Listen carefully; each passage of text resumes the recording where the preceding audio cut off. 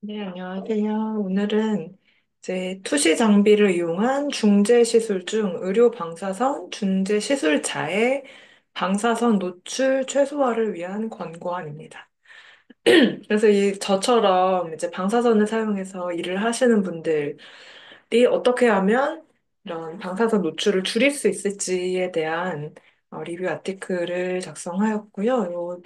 최상담도 학회에서 감사하게도 불러주셔서 이제 제가 같이 참여를 해서 이런 가이드라인을 작성했어서 이제 공유를 해보고자 합니다. 그래서 그냥 최상담도 학회에서 이제 여러 이윤나 위원장님이랑 여러 이제 TF팀을 만들어서 권고안을 개발을 했고요.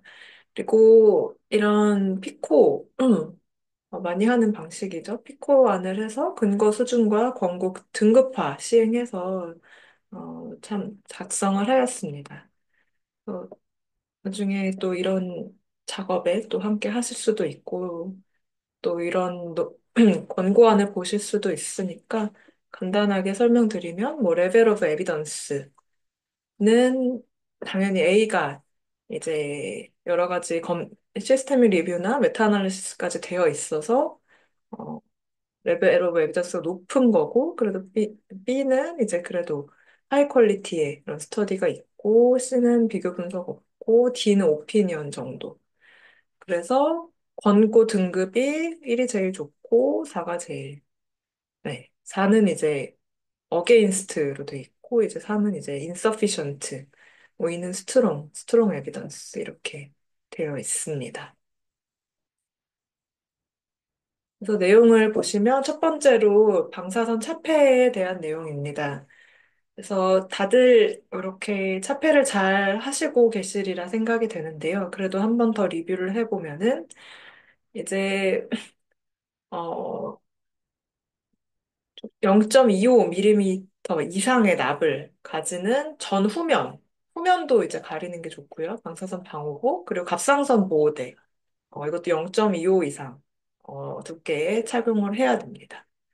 그래서 반드시 이제 후면을 또 가리는 게 좋고 보안경도 쓰시는 게 좋고 투피스형 또 허리 벨트가 있는 일체형은 이제 척추 골반 근골격계 부작용이 조금 더 덜 할 수 있다고 하고요. 네. 투피스 그리고 네, 투피스가 무게를 더 고르게 분배하고 일관된 보호를 제공하여 효과적일 수 있다고 합니다. 그리고 요즘 나오는 것은 이제 뭐 어깨도 있고 그렇거든요. 근데 이제 팔과 방호복 사이의 틈새, 여기가 이제 큰 경우에는 이제 유방 조직을 노출시킬 수 있어서 주의가 필요하다라고 돼 있어서 요즘 이렇게 반팔로 나오는 것도 있고 합니다. 그래서 입어봤는데 좀 무거워서 또 근골격계 합병증이 생길까 봐 약간 그런 걱정도 되더라고요. 그리고 요즘에는 이제 납으로 만든 건 이제 무거우니까 최근에는 기존 무게 30%로 가벼우면서 동일한 보호 기능을 사용하는 경량 납합성물 또는 뭐 발효 주석 안티모니 등으로 이제 대체되는 것도 이런 추세이고요. 그리고 균열 있는지 항상 이제 확인을 해야 되고 조심스럽게 취급하고 이제 보정형 보호 장치 또는 수직으로 이제 걸어놓고 집어서 던져놓는 행위는 피해야 됩니다. 그리고 미세한 균열 있지 않기 위해 매년 이제 확인을 하는 것이 좋겠습니다. 그리고 보안경에 대한 얘기인데요. 어느 병원에 갔더니 각자 보안경이 없어서 안 쓰시는 이제 직원분도 있더라고요. 그래서 그러시기보다는 이제 최대한 보안경을 착용해야 되고 이제 수정체가 방사선에 가장 민감한 조직이어서 백내장 발병할 수 있어서 주의를 요해야 됩니다. 네. 그래서 의료방사선 중재 실수자 발생 위험이 3배까지도 증가될 수도 있기 때문에 그래서 네, 나압이 이제 등가된 보안경 착용 여기는 이제 아까 0.25인데 0.5 이상 보안경 착용이 권고됩니다. 그리고 뒤에서 또 오버카우치랑 언더카우치가 나올 텐데 이제 위에서 엑스레이가 나오는 게 오버카우치거든요. 그래서 그럴 경우에 더 이제 노출이 많을 수 있어서 보안경의 착용이 반드시 권고되고 요즘에는 안경이 불편한 경우에는 마스크도 있고, 네, 뭐 여러 가지, 네, 나오는 게 있습니다. 이렇게 목까지 이렇게 한 번에 하는 것도 있고 그렇습니다. 그래서 방사선 보호 장갑은 약간 좀 컨트로버시한데요. 그래서 조금 이제 손을 이제 납으로 가리면은 이제 그거를 이제 필드에 넣으면은 장갑으로 인해 산란된 X선이 발생돼서 이제 장갑을 끼고 이제 그 안에 들어가면 오히려 도지가 더 높아집니다. 그래서 이제 방사선 보호 장갑을 끼고 안에 넣으시면 안 되고 그냥 최대한 보호 장갑을 껴도 이제 밖에서 작업을 해야 되고 X선에 손을 넣지 않는 것이 이제 가장 좋겠습니다.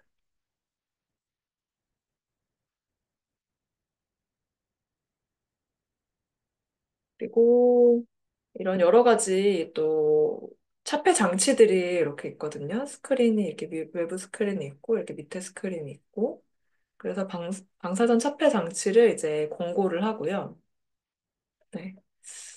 그래서 산란된 환자에게 반사된 후 방출되는 산란선이 저희에게 노출이 되는 거잖아요. 주요한 방사선 노출원이고 그렇기 때문에 환자에서 이렇게 반사되는 산란선을 막아주는 게 저희 노출을 이제 예방할 수 있습니다. 네. 그리고 시험 장치를 사용하는 오버카우치 시스템의 경우에는 이제 언더카우치 이렇게 밑에 있어서 밑에 있는 것보다는 이제 더 많은 방사선이 노출이 유발될 수 있어서 더 이제 차폐를 특히 더 해야 됩니다. 이런 것도 있고 또 이제 저를 이렇게 둘러싸서 이렇게 원형으로 또 막는 것도 있고 특히나 뭐 가임기라든지 이렇게 네, 여성의 경우 가임기 여성이나 뭐 특별 그런 경우에 더 이제 차폐를 하고 최대한 맥시멈 차폐를 하고 하는 것이 좋기 때문에 이런 것도 적극적으로 쓰는 게 좋겠습니다. 그리고 방사선 투시기, 그럼 기계에 따라서 또 노출이 다를 수가 있는데요. 아까 말씀드렸던 것이 이게 이제 밑에서 나오는 게 언더카우치 시스템이고 위에서 나오는 게 이제 오버카우치 시스템인데요. 결론부터 말하자면은 언더카우치가 어, 네, 노출되는 방사선량이 감소되기 때문에 사실 저는 언더카우치만 써봤습니다. 오버카우치는 뭐 시험에서는 이렇게 위에서 하는 것도 있겠죠. 그래서 언더카우치는 여기 있고 저희가 보통 이렇게 또 납으로 이렇게 막아두니까 여기서는 이제 거의 발생 안 되고 위에서도 이렇게 저희가 프로텍터로 이렇게 항상 이렇게 막고 있습니다. 그래서 언더카우치가 더 노출되는 방사선량이 적다. 그래서 장비를 살 거면 언더카우치로 사는 게 요즘엔 거의 언더카우치로 저는 알고 있어서요. 네. 네. 그래서 오버카우치가 언더카우치에 비해서 시술자에게 전달되는 방사선량이 5~6배나 높다고 합니다. 시아미, 네, 언더카우치네요. 그러니까 어떤 게 오버카우치인데 사실 저는 별로 본 적이 별로 없는 것 같은데 그래도 시암이 이제 이 고정형은 아까 말씀드린 이런 차폐가 있는데 시암은 없기 때문에 방사선 노출량이 조금 더 많아서 더 이제 차폐를 하는 것이 좋겠습니다. 일반적으로 시암이 더 도즈가 높죠. 걸로 알고 있습니다. 저희 장비보다는. 그리고 여러 가지 이제 장비에서 이런 계속 컨티뉴어스 플로로스코피보다는 펄스 플로로스코피가 노출량 감소시킬 수 있다고 하는데 네, 그래서 이제 저희 대부분 이제 펄스로 되어 있는데, 뭐 초당 7.5, 뭐 초당 4, 뭐 2, 그리고 많이 하시는 분들은 뭐 초당 15, 뭐 30 이렇게도 하시는 분들이 있는데, 이렇게 많이 하기보다는 당연히 펄스를 줄이는 게, 시술은 용이하게 하되, 최대한 펄스를 줄이는 게 당연히 이제 도즈를 낮출 수 있기 때문에, 특별히 뭐 예민하지 않은 시술을 할 때는 이렇게 낮춰도 상관없다면 낮추는 게 당연히 이제 좋겠죠. 그리고 연속 투시 방식은 네, 이렇게 저희가 사용하면서 이렇게 일부러 밟을 일은 거의 없을 것 같은데요. 어쨌든 펄스가 이제 낮추고 거기에서도 이제 레이트를 낮추는 것이 더 좋겠죠. 그래서 켜고 꺼짐을 반복하며 관찰하는 게 이제 연속 투시 방식에 비해서 7, 80% 감소할 수 있고 영상 품질에도 큰 차이를 미치지 않는 것으로 나타났다. 그리고 거리를 두는 거는 당연히 네, 거리를 두면은 이제 노출이 적어지겠죠. 그래서 이론적으로 거리가 3배 멀어질 경우에 방사선 노출은 제곱으로 9배 감소하게 된다라고 되어 있습니다. 그래서 방사선 방호의 3대 원칙은 거리를 멀리, 시간을 짧게, 효과적인 차폐. 지금 저희가 계속 보고 있는 것이죠. 앞에서 차폐 얘기했고, 시간 앞에서 얘기했고, 거리를 멀리. 네. 그리고 해부학적 차이를 확인하기 위해서 비스듬한 각도로 투시를 하면은 이제 경로가 증가돼서 더 노출량이 증가되는 걸로 되어 있어서요. 60도로 하면은 30도로 관찰하는 거에 비해서 3배나 증가한다고 합니다.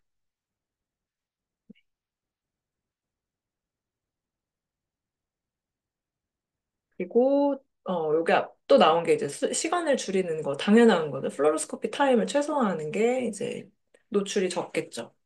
그리고 라스트 이미지 홀드 메소드 아마 다 쓰고 계실 텐데 라스트 이미지 홀드 메소드를 적극적으로 이제 사용을 해야지 저희가 이제 밟고 나서 떴을 때 그 이미지가 계속 남아 있어야지 저희도 판단이 더 쉽잖아요. 그래서 방사선 노출 감소시키는데 유용하고 확대. 네, 저희 영상의학과라면은 이런 이제 뭐 약간 거의 족보 같은 내용인데 이제 영상 확대를 최소화하는 것은 네, 노출량을 감소시키는데 당연히 유용하고요. 저희 대부분의 투시 장비는 약 3에서 5단계의 영상 확대 기능을 할 수 있는데 이런 영상 확대 시 투시 면적이 이제 감소를 하게 돼서 이런 인텐시파이어에 도달하는 방사선량이 감소해서 밝기랑 해상도가 떨어진다고 합니다. 그래서 이런 해상도 감소를 보상하기 위해서 이런 자동 노출 제어 장치가 자체적으로 더 밝게 이제 증가시켜서 더 밝고 해상도를 보정해서 결론적으로는 노출되는 방사선량이 더 증가하게 됩니다. 그래서 확대를 하면은 알아서 더 올라간다는 얘기죠. 그리고 콜리메이션. 콜리메이션은 확대가 아니라 이렇게 크로핑이라고 해야 되나요? 이렇게 줄이는 거죠. 요만큼만 보고 나머지는 안 보이고.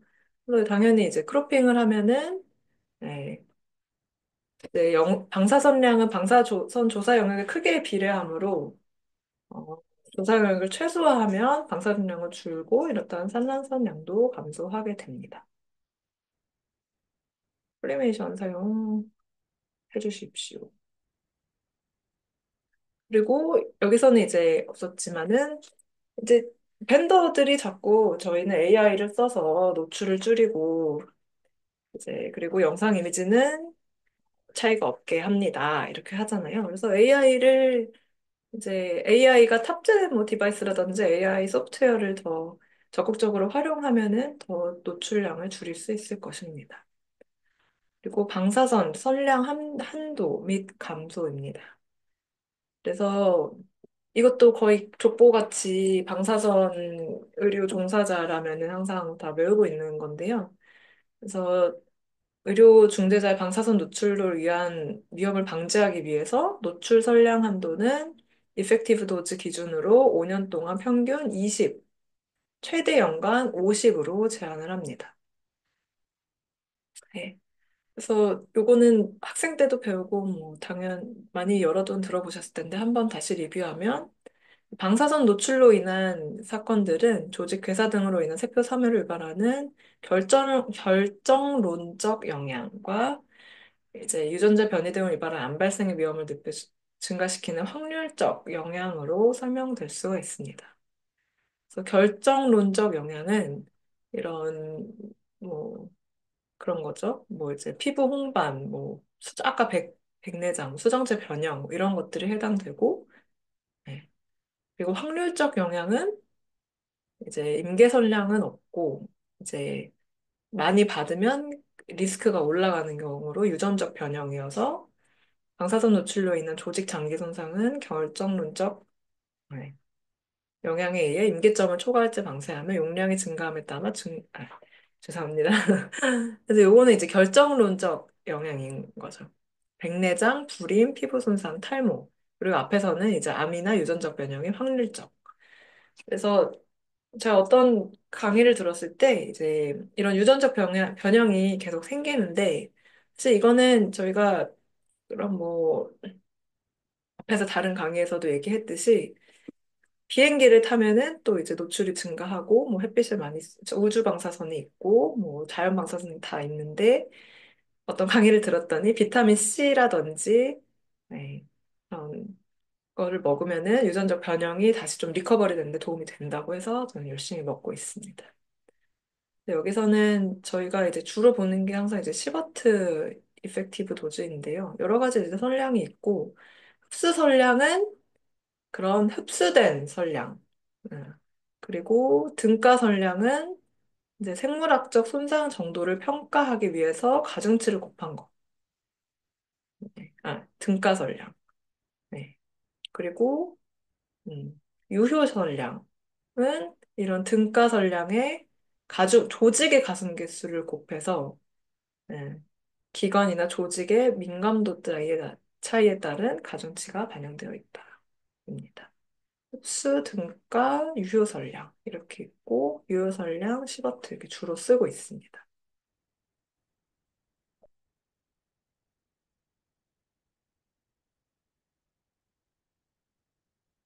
그러면은 수정체 보호를 위해서 유효 선량 한도는 얼마를 제시해야 하는가? 사실은 뭐 앞에랑 똑같긴 하거든요. 이제 유효 선량을 기준으로 5년 동안 연간 평균 20, 최대 연간 50으로 제한한다. 라고 되어 있습니다. 사실은 이거를 자세히 보고 싶으면 여기 안경에도 달아서 하는 게 좋기는 한데, 네, 뭐, 모든 곳에 다 달 수는 없어서 이제 한계가 있죠. 그리고 일을 하시다 보면은 뭐 Diagnostic Reference Level에서 DRL이라고 이렇게 들어보셨을 건데요. 그래서 DRL이라는 거는 네, 수집한 방사선량 분포의 75%일에 해당하는 값을 진단 참고 수준으로 설정하는 것이 일반적이다. 그래서 저희가 시술을 했을 때 뭐 적게 할 수도 있고 높게 할 수도 있고 이렇게 있는데 한 75% 일을 해서 이 밖으로 벗어나지 않게 한 요 정도 안에서 하는 게 좋겠다라는 이런 참고 수준. 뭐 예전에 비해서 이제 장비가 좋아지던지 뭐 네. 뭐 여러 가지 기술의 발전으로 이제 노출이 작아지면은 이제 75%일도 점차 이렇게 줄일 수 있다는 게 이런 내용이고요.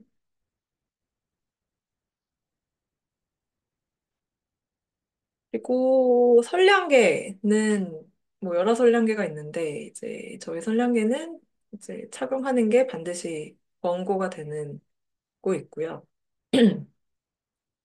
그래서 아까 이제 눈에도 이제 보는 것도 좋고 뭐 손에 반지 모양도 있고 뭐 이렇게 밖에도 있고 안에도 이렇게 여러 가지를 하면은 좋다고는 되어 있는데 하지만 현실적으로 이제 저희가 여러 개까지 하기는 좀 어려운 점이 있고 일단 한 개는 이제 무조건적으로 보건소에서 이 선량을 수집을 해서 계속 갖고 관리를 하고 있습니다. 저희가 이제 이 선량계에서 너무 높게 나오면 보건소에서 실사가 나옵니다. 왜냐면 제가 한번 실사를 당해봤기 때문에. 네, 그래서 이제 이 사람의 작업 현장에 문제가 있는지, 그거를 주로 보더라고요. 그래서 문제가 있으면 어떤 점을 뭐 보완해야 되는지, 이런 걸 주로 보고, 어쨌든, 저희가 재고 있는 거는 다 이제, 보건소에 가고 있습니다. 그래서 이제 한 개만 착용하게 되는 상황에서는 몸통에서 노출이 가장 많을 것으로 예상되는 부위에 착용하는 것을 권장한다. 투시 장비가 오버 카우치인 경우에는 상체, 언더 카우치인 경우에는 하체, 방사선 노출이 많을 것으로 예상하고 선량계를 이용한 방사선 노출을 측정해 볼 수도 있다. 여기는 사실은 뭐 이렇게 안쪽에도 하고 바깥쪽에도 하고 한다고 돼 있지만 일반적으로는 이제 한 개만 한다면 안쪽에 해서 내 몸이 얼마나 받고 있는지. 그리고 제가 그 실사 나왔던 거는 제가 깜빡하고 밖에 주머니에 넣었는데 계속 빼는 걸 까먹어가지고 실사가 나왔습니다. 그래서 제가 찬 겁니다. 저희 장에 어, 작업장에 문제가 없습니다. 이렇게 끝났었습니다. 그래서 의료 방사선 중재 시술자에 대한 주기적인 진단은 반드시 필요한가? 필요하고요. 혈색소, 적혈구, 백혈구 수치, 이런 조혈구 세포 기능, 네, 그런 건강 진단을 2년마다 실시해야 합니다. 직장 검진에 이게 포함이 되어 있습니다. 포함이 되어 있는 건 아니고 직장 검진할 때 이제 방사선 작업 종사자라고 하면은 요것도 이제 같이 합니다. 그다음에 사실 이 파트를 제가 했었는데요. 네, 사실 저도 그렇고 이제 fellow 때 이제 가임기 여성이기도 하고 제일 일을 많이 하는 시기가 이제 그런 가임기 여성 시기잖아요. 여자의 경우에는.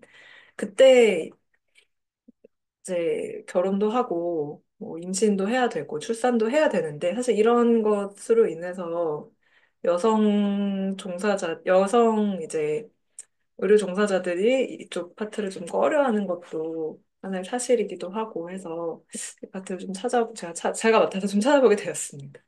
이때가 출산한 지 얼마 안 됐을 때도 검색해보기도 했고요. 성공적인 임신 유지와 건강한 태아의 출산을 위하여 임신한 의료 방사선 중재 시술자의 노출 선량 한도는 얼마야 하는가? 이 사실은 제가 여러 가지 검색을 했는데 우리나라 거는 앞에 그 5년간 20, 50 그거밖에 없고요. 그 가임기 여성에 대한 특별한 이런 권고는 없었어요. 그 권장은 이런 작업장에서 이런 뭐 스위치를 작업을 이제 변경할 수 있으면 변경해라 이렇게 되어 있고요. 그리고 노출 선량 한도가 구체적으로 정확되어 있지는 않습니다. 근데 이제 IRCP 지침에 보면은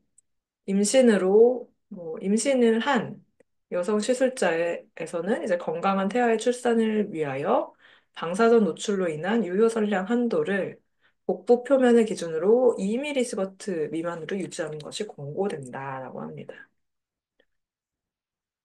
그래서 사실은 제가 생각하기에는 이제 그 그 웬만해서는 이 도즈를 이게 위해가 갈 정도로 이제 노출하기는 쉽지는 않고요.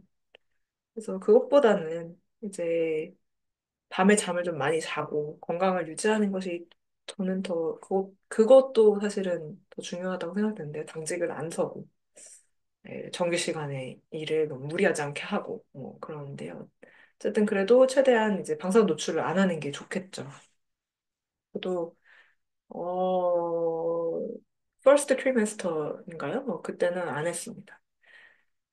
착상 전 방사선 노출로 인한 배아 사망 위험성은 이 착상 전에는 사실은 임신 여부 자체를 모르는 경우가 많아서 정량화되기도 없고 사실은 이거는 거의 실험이 불가능하죠. 사람에서 특히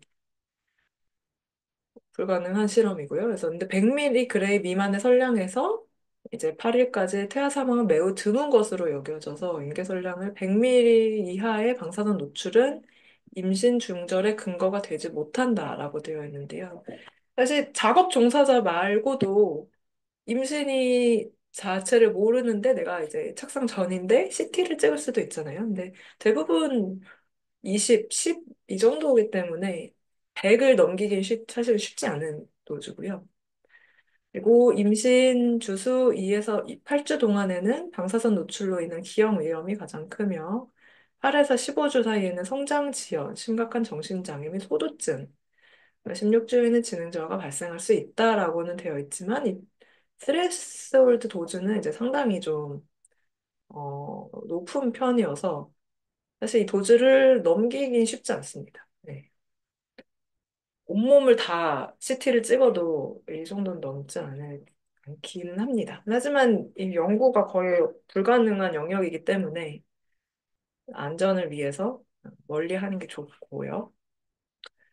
그리고 40주의 임신 기간 동안 방호복을 착용한 임신한 중재 시술자의 평균 방사선 노출량은 총 0.3mSv로 태아의 방사선 노출 유효선량 한도인 2mSv보다 훨씬 낮은 것으로 보고되어 있습니다. 이게 그 일반인의 선량 한도 있잖아요.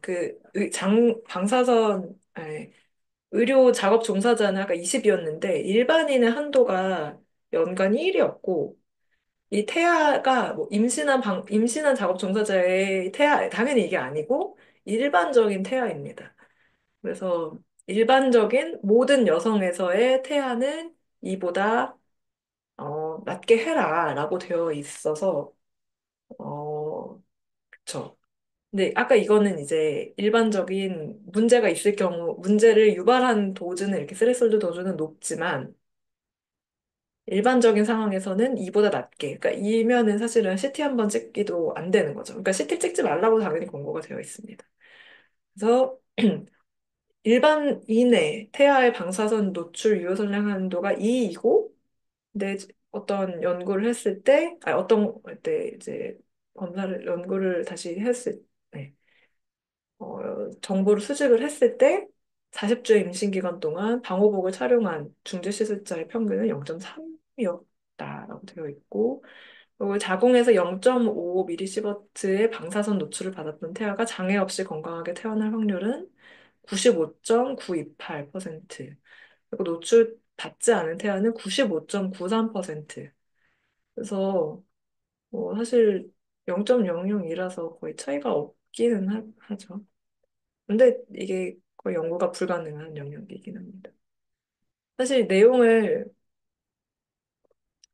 아주 근거 수준이 높일 수가 없습니다. 연구가 없기 때문에. 어쨌든 제가 찾아본 내용은 이 정도 내용이 있고, 그렇다면은 임신 유지 또는 저는 임신할 준비를 하고 있어요. 그러면 의료방사선 중재 시술자의 선량 한도는 어떻게 조절해야 되는가? 이게 또 궁금할 수도 있죠. 그래서 임신을 계획 중인 여성 시술자는 방호복 안쪽 복부를 기준으로 3개월 동안 5 미만으로 유지하는 걸 권고한다라고 되어 있는데, 당연히 관련 논문이라든지 뭐 5 이상이면 문제가 생긴다 이런 내용은 아닙니다. 근거 수준 D이고요. 그래서 문제가 있는 거를 이렇게 찾아보았을 때 거의 없는데, 이제 불임은 남성에서 이제 임계설량이 있는 경우 결정론적 영향에 의해 발생할 수가 있죠. 근데 남성의 경우 연간 유효설량 이제 15mSv 미만, 가임기 여성은 누적촉 흡수 종량 2000mg인데 너무 차이가 나서 좀 근데 연구가 없어서 어쩔 수가 없었습니다. 불임을 초래할 가능성이 거의 없는 것으로 보고되며, 이는 표준 차폐를 정확히 수행하는 시술자의 일반적인 노출량을 크게 상회하는 값이다. 그래서 저희가 뭐 일반적으로 시술을 한다고 불임은 당연히 안 됩니다. 네, 방사선 노출로 인해 발생하는 자녀의 유전적인 위험에 대해서 아직까지 입증된 연구가 많지 않으나, 이제 누적 흡수련량이 1000 증가할 때 발생 가능성이 0.05% 증가하는 것으로 알려져 있어서 적절하게 차폐를 한다면 사실 유전적 그런 불임이나 유전적 영향 위험은 크지 않을 것으로 이제 판단은 됩니다. 그래서 이 내용은 사실 외국에서 권고 가이드라인을 가져온 거고요. 그래서 일본에서는 복부를 기준으로 3개월 동안 5이고, 유럽의 기준과 비슷하거나 엄격한 수치. 이게 제가 찾아봤을 때 가장 엄격한 수치여서, 우리나라의 경우 이 밑에 잘린 말이 이제 관계된 법령 및 가이드라인이 없다. 네, 그래서 요거를 가장 엄격한 거를 가져오는 게 어떻겠냐라는 그런 말이었고요. 그리고 출산 후 수유 중인 여성 시술자의 경우 투시 장비를 이용한 시술로 인하여 모유 수유에 제한을 받지는 않습니다. 일반적으로 방사선이 그 모유에 들어가지는 않는 것으로 되어 있습니다. 궁금하실 수 있기 때문에 제가 찾아보았습니다. 그래서 이거는 이제 레코멘데이션이고요. 오늘은 워낙 다 쉬운 내용이어서 적절하게 차폐를 하고, 한 가지는 보안경을 뭐 가끔씩 안 쓰시는 분도 있는데 보안경 쓰시면 좋겠고, 그리고 저희보다 오히려 간호사 선생님들이 더 환자의 머리 쪽으로 가서 뭐 라인을 만지거나 EKG를 잡거나 이런 경우가 있는데, 그 머리 쪽에도 좀 아래쪽에 차폐를 두고 이제 간호 선생님들이 본인이 이런 차폐가 남는 차폐라든지 이런 판을 가져와서 차폐를 할 수 있도록 도와주시고, 그리고 거기서 뭔가 잠깐 뭐 만지고 있다, 뭐 이런 옥시미터를 만지고 있다 이러면 잠깐 시술을 멈추고 이런 여러 사람들의 이제 안전을 하는 게 좋겠습니다. 네. 그래서 오늘 준비한 내용은 네, 여기까지입니다. 감사합니다.